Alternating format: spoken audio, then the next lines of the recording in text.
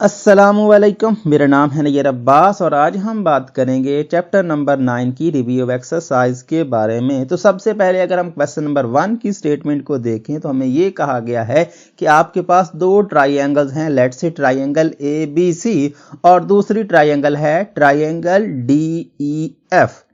तो इस केस में आप हमें measure of angle F find करके दें, मतलब एंगल F की मेजरमेंट क्या होगी, वो क्या होगा, इस केस में आपको ये फाइंड करना है। ग्राफ भी आपको दिया।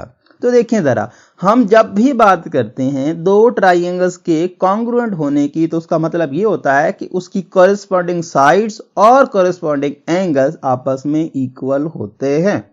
ठीक है, सो ये कहानी होती है बेसिकली हमारे पास। तो देखें, हमें उसने एक ABC ट्राइंगल कुछ इस तरह से दी है कि एंगल A जो है वो 120 डिग्री का है, एंगल B आपका 30 डिग्री का है, एंगल C आपको नहीं दिया।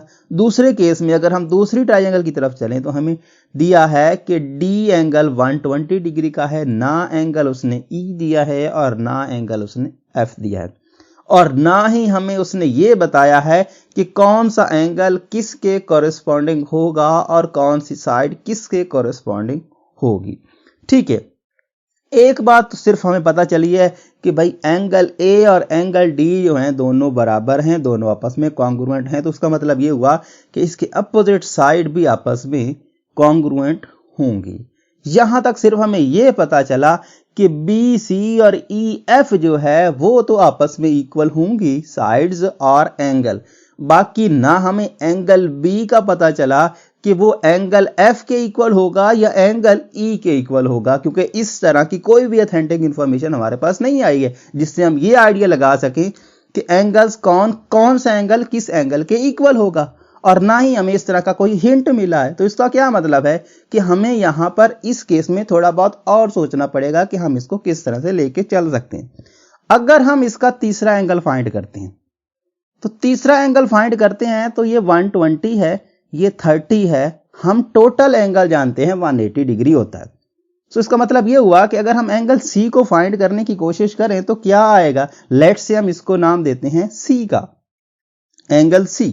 ठीक है ना, एंगल C आप कह देते हो, एंगल C आपके पास नहीं है, तो इन दोनों को 180 से निकाल दो तो एंगल C आपको मिल जाएगा। तो angle C, measure angle C which is equal to 180 degree minus 30 degree minus 120 degree. तो कितना आपके पास वापस आएगा, ये हो जाएगा बेसिकली 150 डिग्री टोटल सब्ट्रैक्ट होगा यहां से, तो आपको मिलेगा 30 डिग्री, सिंपल 30 डिग्री। तो ये इंफॉर्मेशन काफी है हमारे इस क्वेश्चन को सॉल्व करने के लिए, क्योंकि पहले जो इंफॉर्मेशन थी उस इंफॉर्मेशन से हम नहीं बता सकते थे कि हमारा एंगल B एंगल E के इक्वल होगा या फिर एंगल जो आपका B है वो एंगल F के इक्वल होगा। लेकिन यहां पर इस बात ने हमें गारंटी कर दी कि ये दोनों एंगल इक्वल हैं, तो ये दोनों भी इक्वल होंगे और दोनों 30 के होंगे। तो चाहे कोई भी पूछ ले, दोनों 30 के होंगे, ऐसा हो ही नहीं सकता। ये भी 30 का ही होगा और ये भी 30 का ही होगा। यहां से हमें पता चला है, पहले जो उसने दिया कि ट्राइंगल कॉन्ग्रुएंट है, हमें सिर्फ ये पता चला कि ये एंगल और ये साइड आपस में बराबर है, बाकी हमें कुछ भी नहीं पता चला कि कौन सी एंगल और कौन सी साइड आपस में इक्वल होंगी।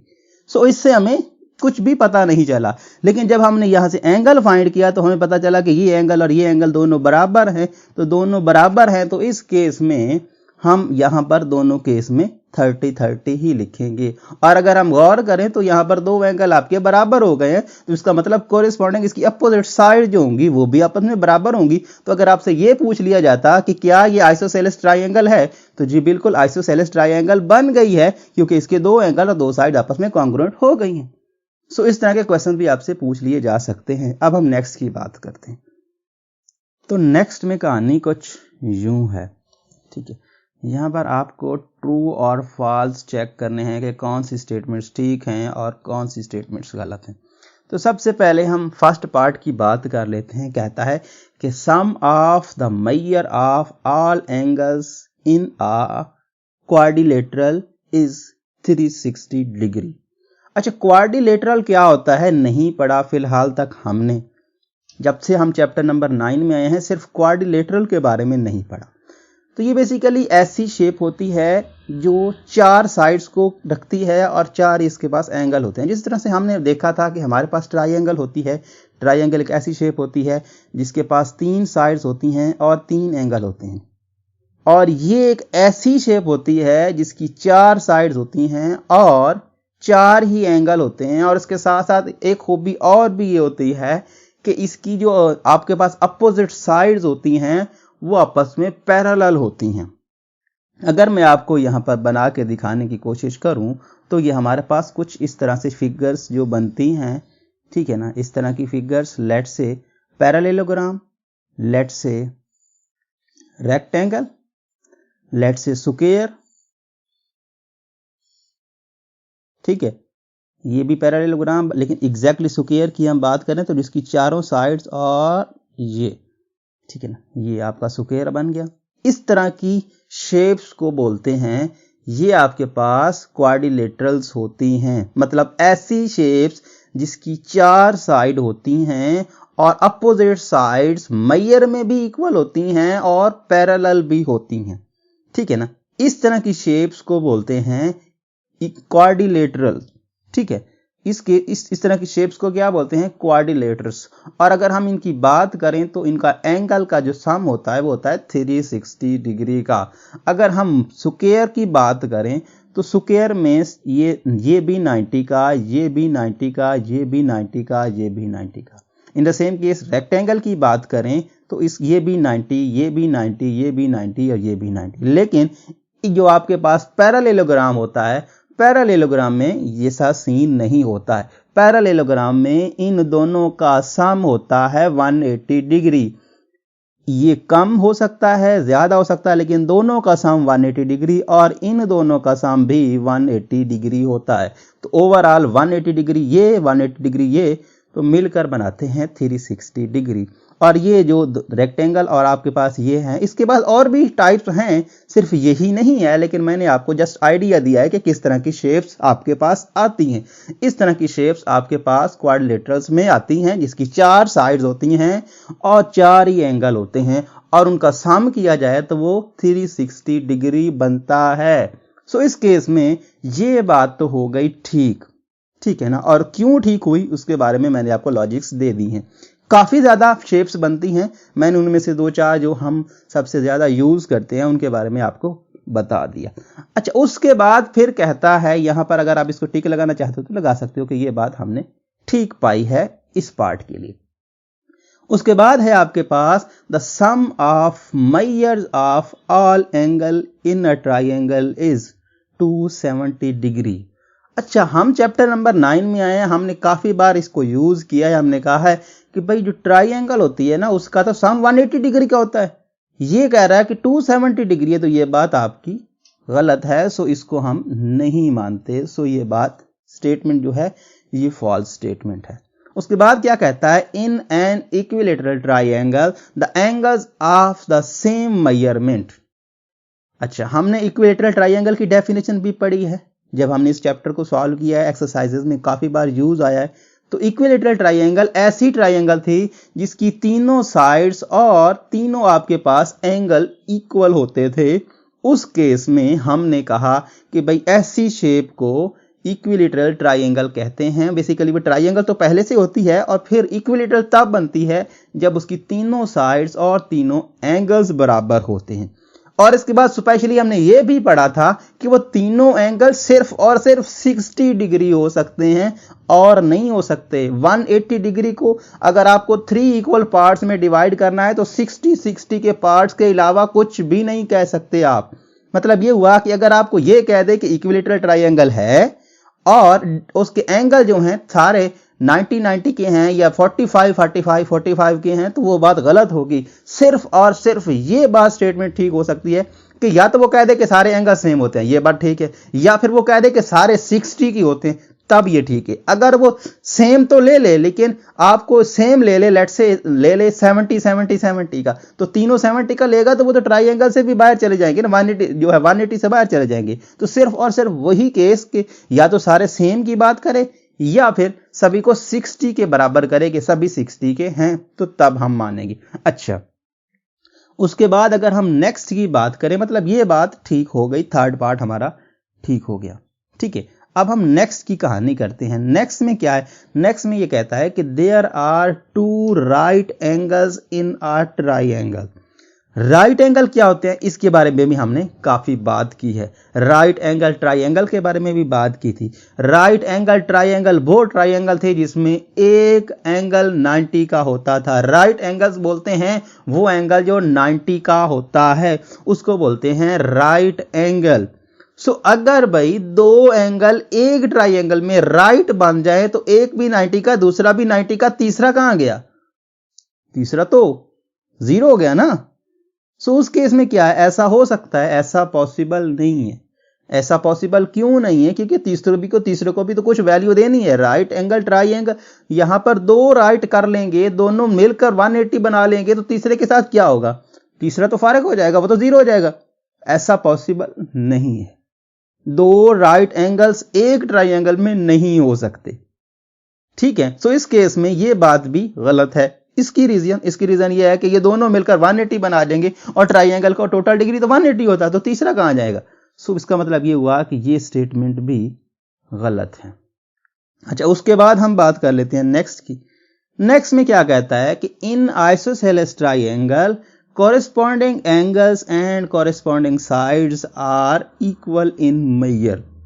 अच्छा, हमने आइसोसेलेस ट्राइंगल के बारे में भी पढ़ा।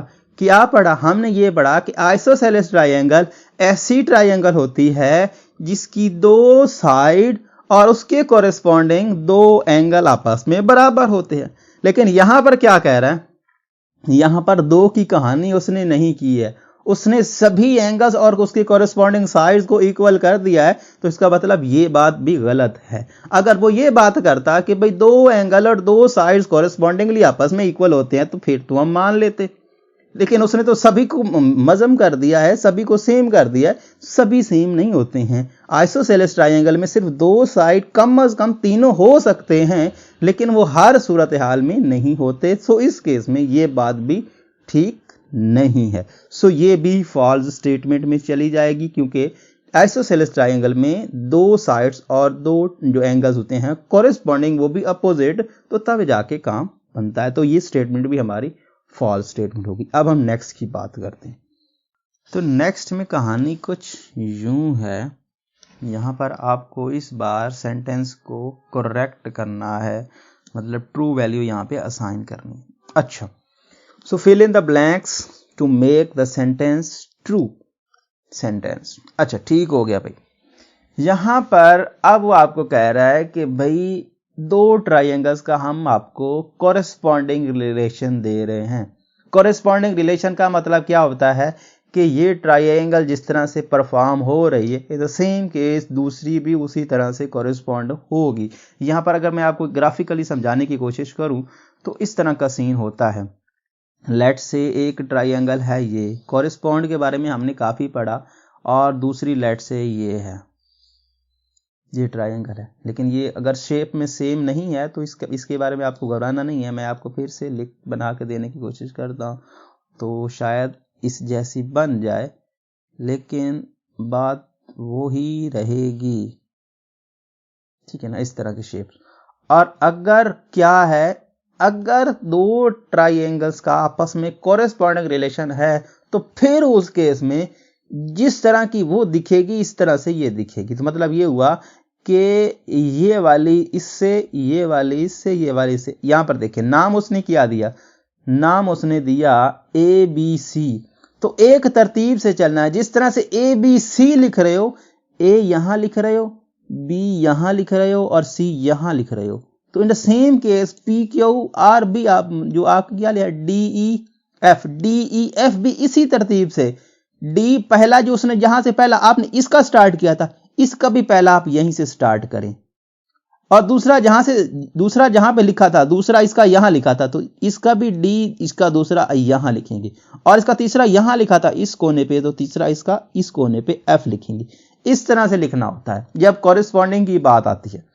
तो यहां पर ये हो गया। अब वो आपसे मांग रहा है कि ए सी कॉरेस्पॉन्ड टू दिस, तो आपने एक जैसे लिख लिए।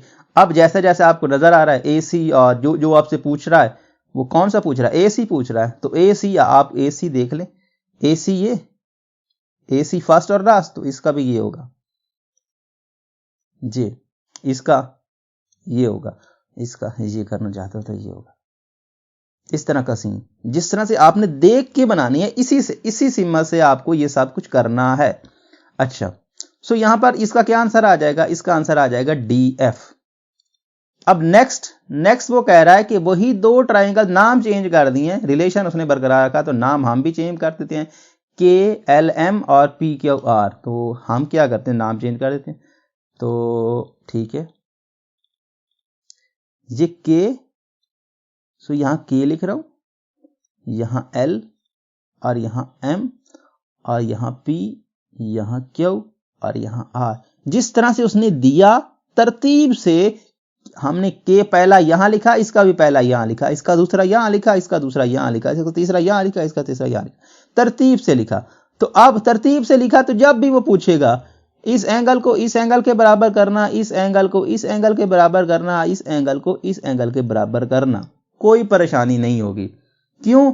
जब आप इसको जिस तरह से वो बता रहा है उसी तरतीब से लिखोगे, तो फिर वही कॉरेस्पॉन्डिंग रिलेशन का मतलब ही क्या होता है, एग्जैक्टली सेम फिगर्स आपस को उसी तरह मैच करने की कोशिश। अच्छा देखिए वो क्या पूछ रहा है आपसे, वो पूछ रहा है आपसे एंगल एम के एल। अच्छा, जब भी हम बात करते हैं हमें 3 पॉइंट्स एंगल में मिलते हैं, तो इसका मतलब ये होता है कि एंगल आपका सेंटर वाला, जिस पे एंगल सेंटर वाला वैल्यू होती है ना, यहां पे बनने वाला एंगल, तो यहां पे बनने वाला एंगल यहां एक में देख लें और दूसरा उसके कॉरेस्पॉन्डिंग एम के एल इस तरफ जा रहा है, एम के एल, तो एंगल के की बात कर रहा है, तो आर पी क्यू, एम के एल आर पी क्यू, तो इसका आंसर आर पी क्यू आएगा।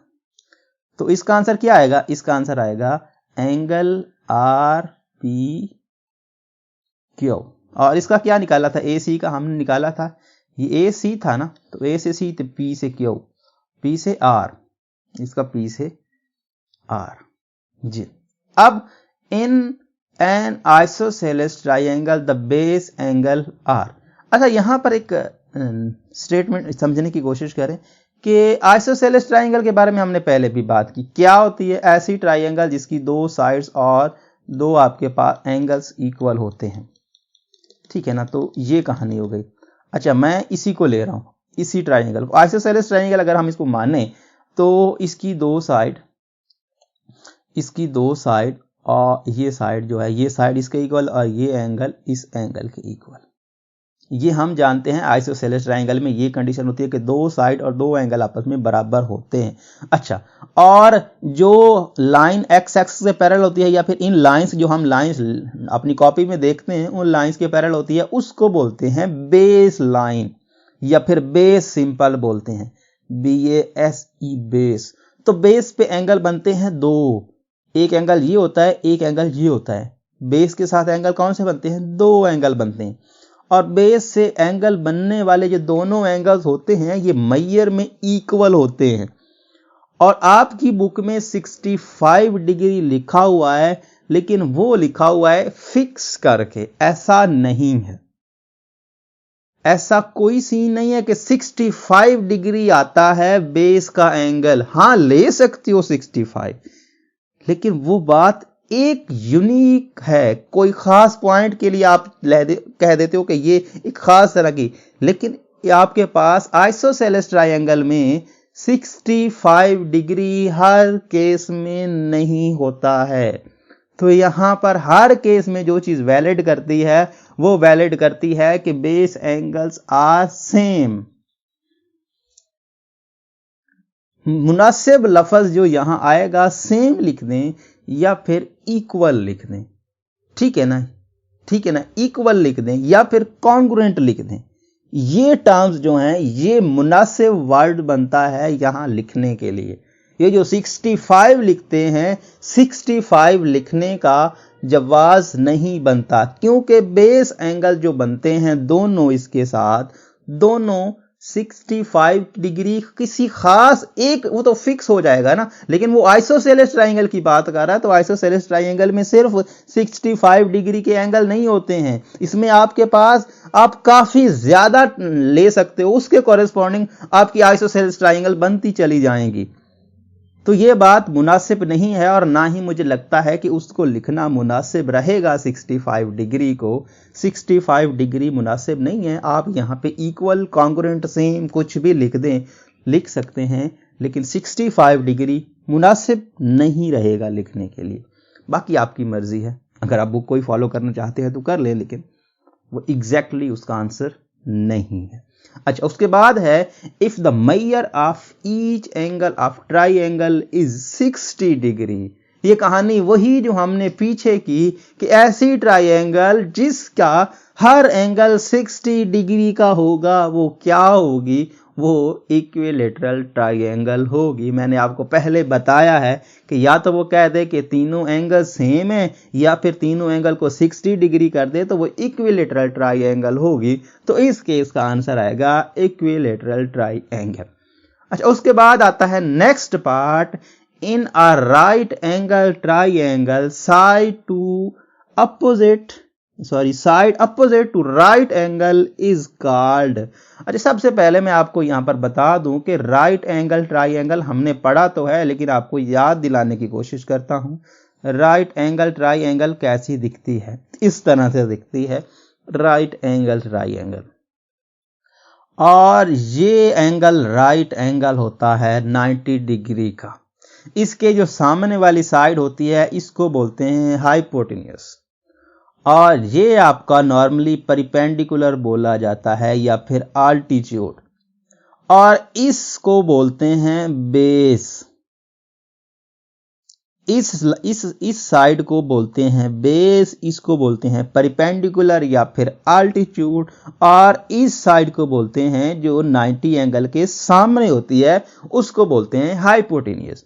तो आपसे इसी साइड की बात कर रहा है कि भाई क्या है, अपोजिट साइड जो राइट एंगल के साथ होती है, सामने होती है, उसके अपोजिट साइड पे वो क्या होती है? तो वो होती है भाई हाइपोटेन्यूस। तो इस केस में ये आंसर आएगा हाइपोटेन्यूस।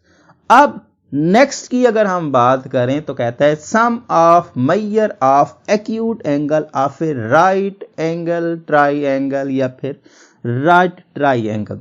राइट एंगल ट्राइंगल भी बोलते हैं, और राइट ट्राइंगल भी इसी ट्राइंगल को बोलते हैं जो मैंने अभी बनाई। अच्छा, अब कहानी है एक्यूट एंगल की। वो एंगल्स जो 90 से कम होते हैं उनको बोलते हैं एक्यूट एंगल। क्या है? Acute angle.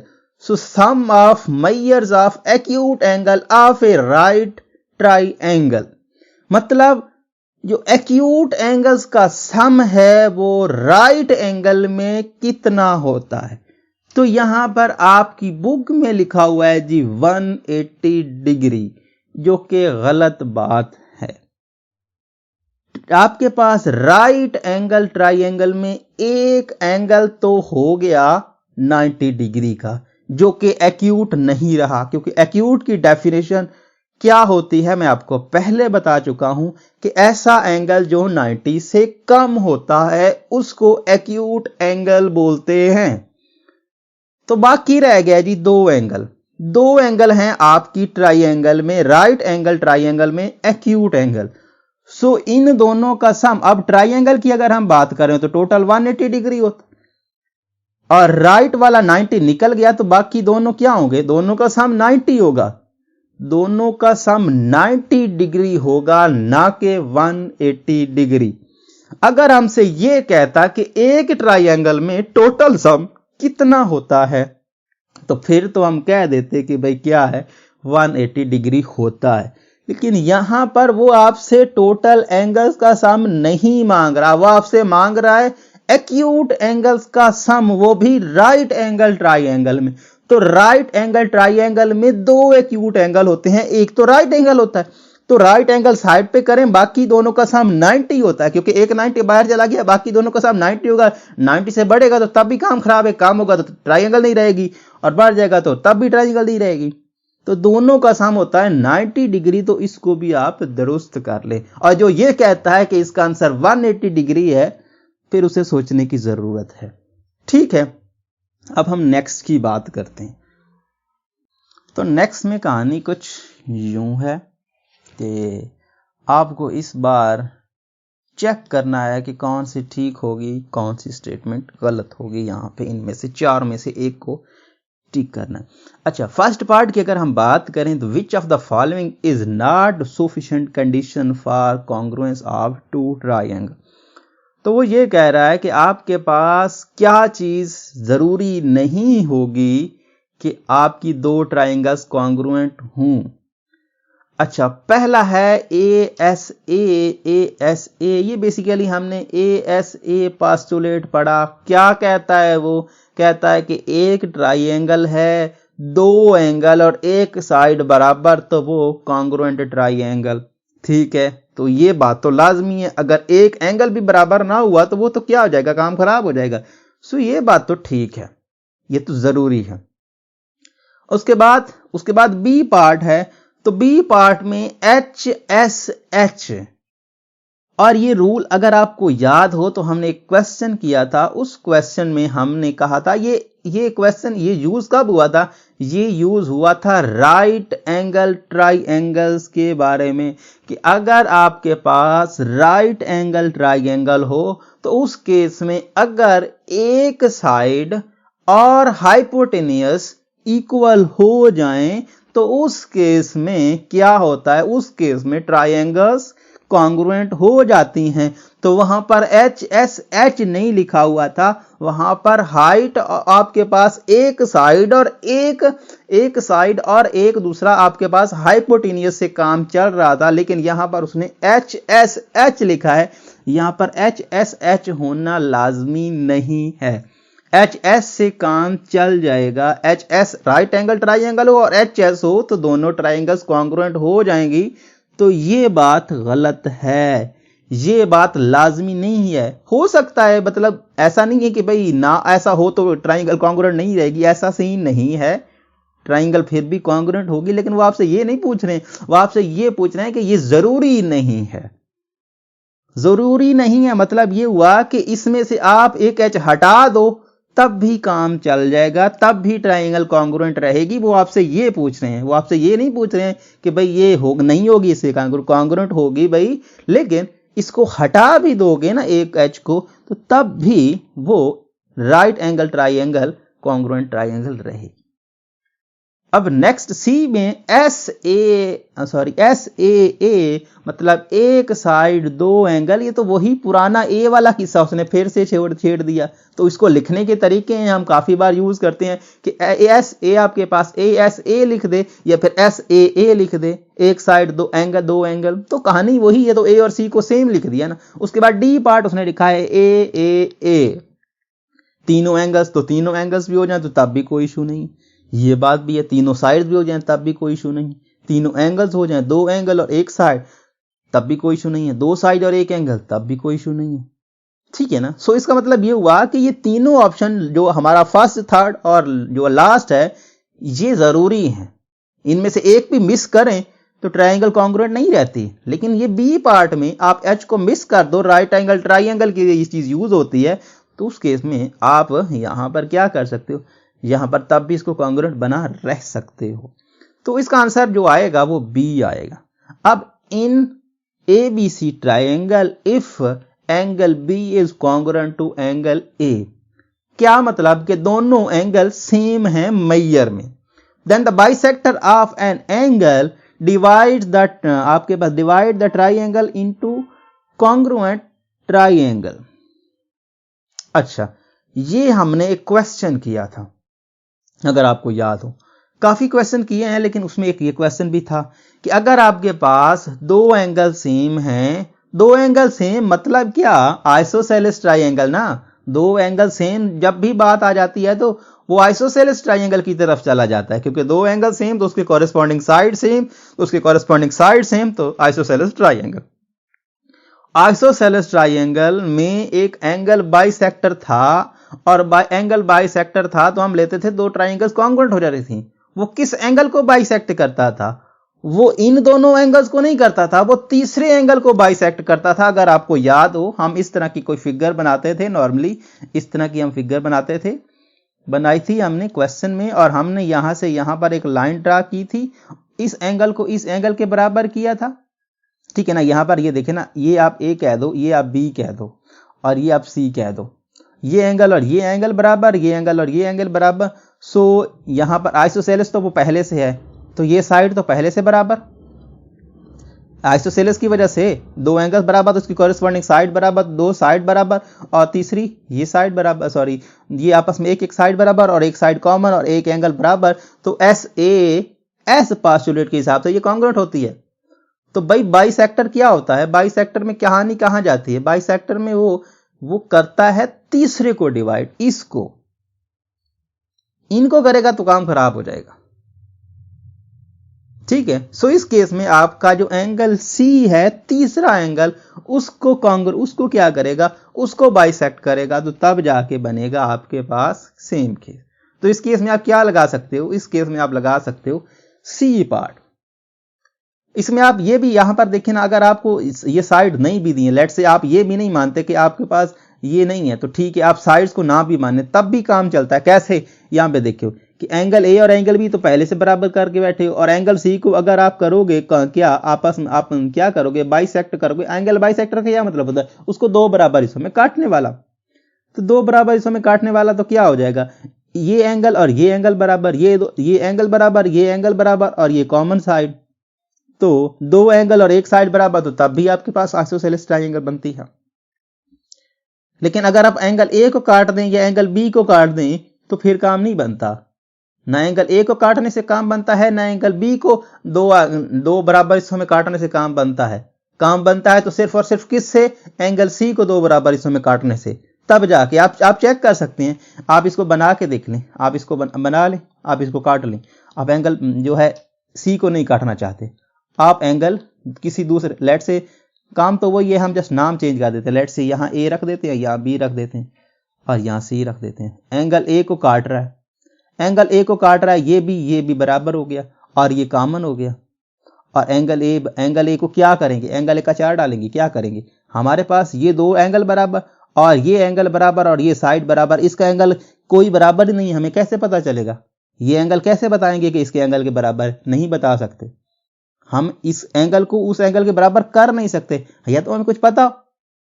इसको काटें, अब इसको काटेंगे तब भी यही सूरत हाल बनेगी, इसको काटेंगे तब भी सूरत हाल नहीं बनी, तब भी ट्रायंगल हमारी कॉन्ग्रुएंट नहीं रहेगी, क्योंकि एक इन्फॉर्मेशन हमारी कम हो जाएगी। इन्फॉर्मेशन हमारी पूरी से पूरी तब रहेगी जब हम इन दोनों को तो सेम रखेंगे, तीसरे को काटेंगे, बाइसेक्ट करेंगे, तो तब जाके हमारा काम बनेगा। तो हमारा पार्ट इस केस में सी आएगा।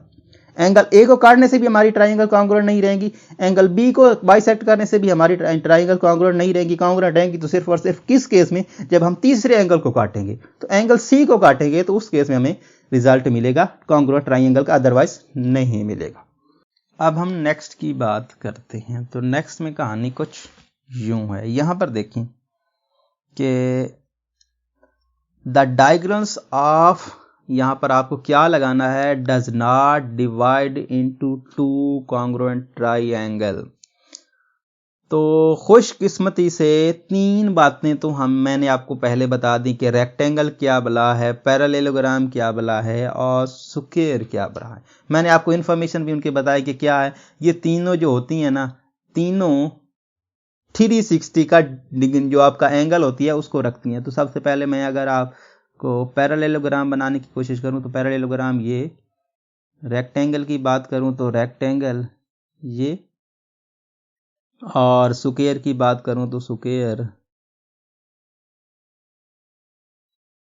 कुछ इस तरह से। यहां पर स्क्वायर सही से नहीं बना क्योंकि स्क्वायर को इक्वल रखना होता है, तो अब शायद स्क्वायर, अब जिस तरह से एग्जैक्टली तो स्क्वायर नहीं है, लेकिन आप इसको स्क्वायर मान के चल सकते हो, ठीक है।